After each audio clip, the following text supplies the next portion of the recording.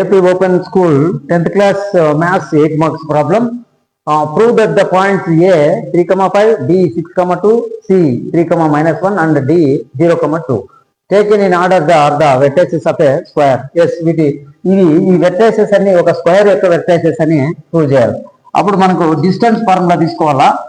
Distance formula distance root of x2 - x1 whole square plus y2 - y1 whole square.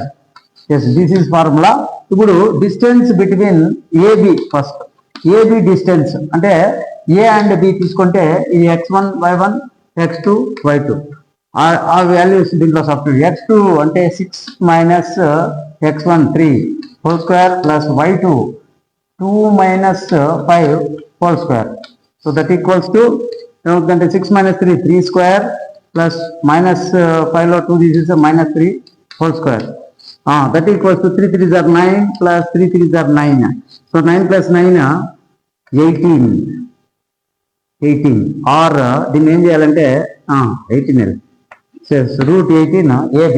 Next అలాగే BC equals to root of x2 - x1 whole square. x2 అంటే 3 - x1 6 whole square plus y2 is -1 minus y1 వచ్చేసి 2 whole square.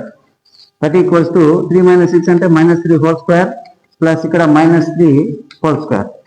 That equals to 3 3s are 9 plus 3 3s are 9. That equals to 18.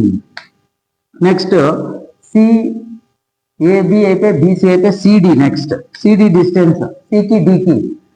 x2 minus అంటే 0 - 3 whole square plus y2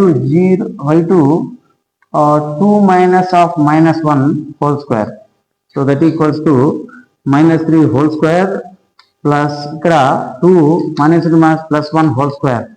so అప్పుడు ఏమవుతుందంటే √3 square అంటే 9, ఇక్కడ 1 అంటే 9. So it equals to √18. Next DA distance x2 - x1 అంటే D మరియు A తీసుకో. Dలో ఏలో 3 - 0 హోల్ స్క్వేర్ ప్లస్ y2 అంటే 2 కాదు 5 - 2 whole square. That equals to 3 - 0 అంటే 3 square plus 5 - 2 3 square. That equals to 3 3s are 9 plus 3 3s are 9. That equals to √18. ఇప్పుడు 4 sides 4 యొక్క distances అయిపోయినాయి. అలాగే